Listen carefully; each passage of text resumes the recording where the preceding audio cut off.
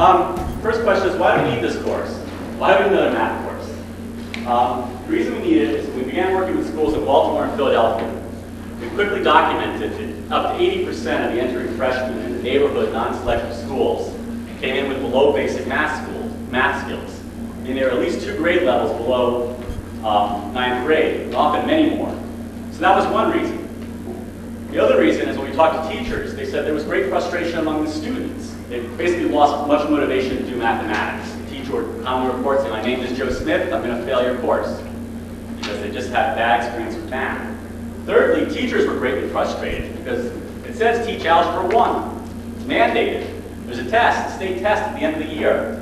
They start teaching it and they realize that a good portion of the kids don't know what a coordinate grid is or what integers are. So they have to stop trying to teach that.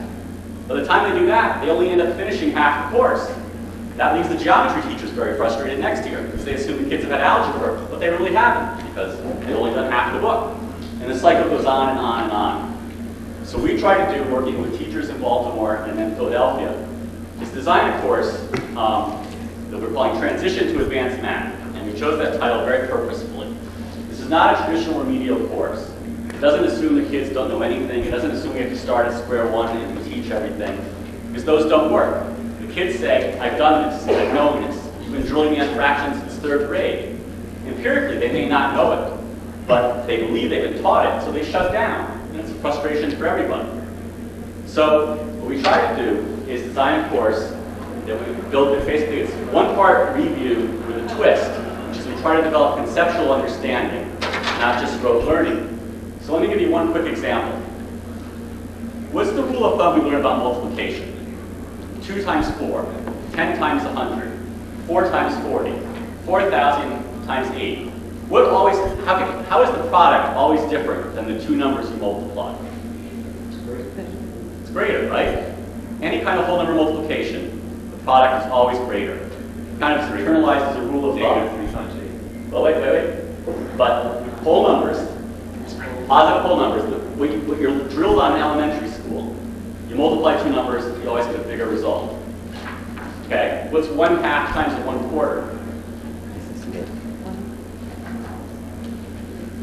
Bigger? Smaller. Right. Well, isn't that kind of a world change? Learned all your life, it gets bigger. Now you have to understand it gets smaller. Why? You shouldn't have learned that, but in fact you do. So, You have to introduce yourself, there's a new world now. but conceptually, can you tell me why does it get smaller? We're multiplying. Why does it get smaller?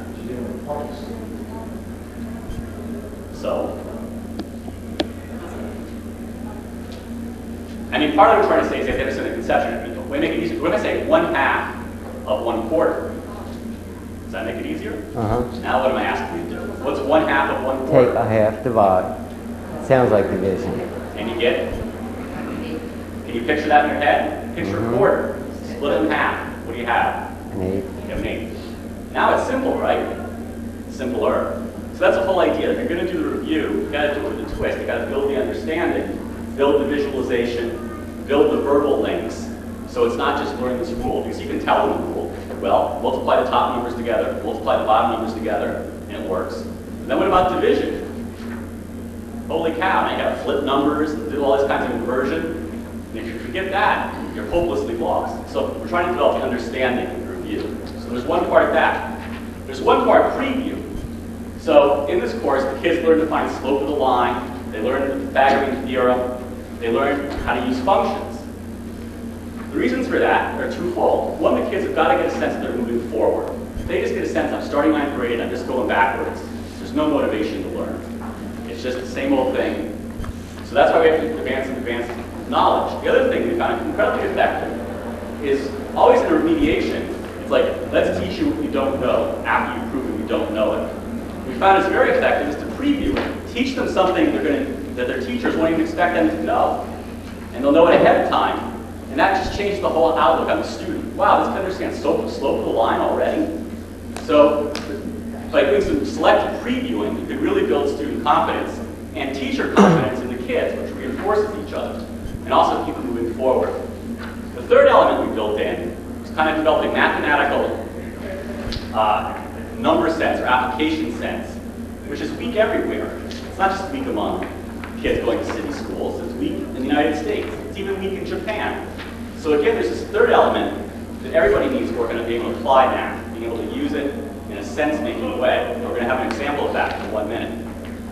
And the last point I want to make before I turn it over to our teachers and users is that how we developed this course.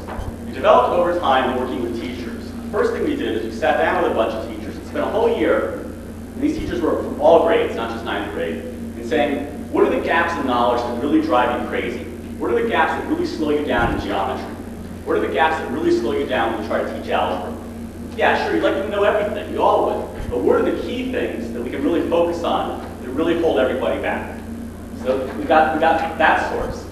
Then we looked at the leading algebra textbooks and saw what do they assume the kids know? What do they have in that first chapter that says, plot these points on a coordinate grid? Well, if the kids don't know the coordinate grid, Plum would stop. So what are those key things? And then finally, we did diagnostic testing with the kids. And we found out something very interesting. That most kids have pockets of knowledge. It's not like kids come in who are below grade level and they're weak in everything. Okay? They may be weak in many things, but every kid had pockets of knowledge, but they were different pockets. So we give an item on multiplying integers, and maybe 30, 40% would get it right. We give an item on finding a simple equation, 30, 40% would get it right.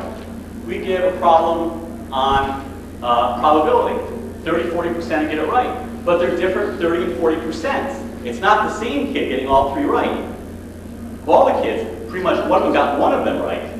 So this is both a strength and a challenge. Again, it means you can't assume we all come in with the same blank of knowledge and it's easy to teach.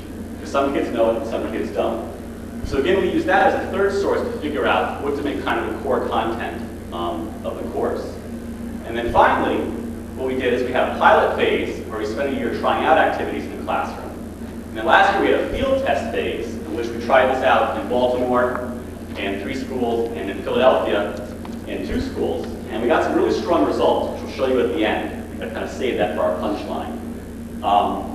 So what I'm trying to say is it's been a long process that involved a lot of dialogue with teachers, a lot of analysis of kids' knowledge, and a lot of just field testing in schools. So by the time it's getting to you, it's a fairly tested approach that's shown success that we're going to keep refining. This is version 2.0, will be version 3.0 next week. It's kind of like software. So that introduction, I'd like to turn it over to Patrick Reed,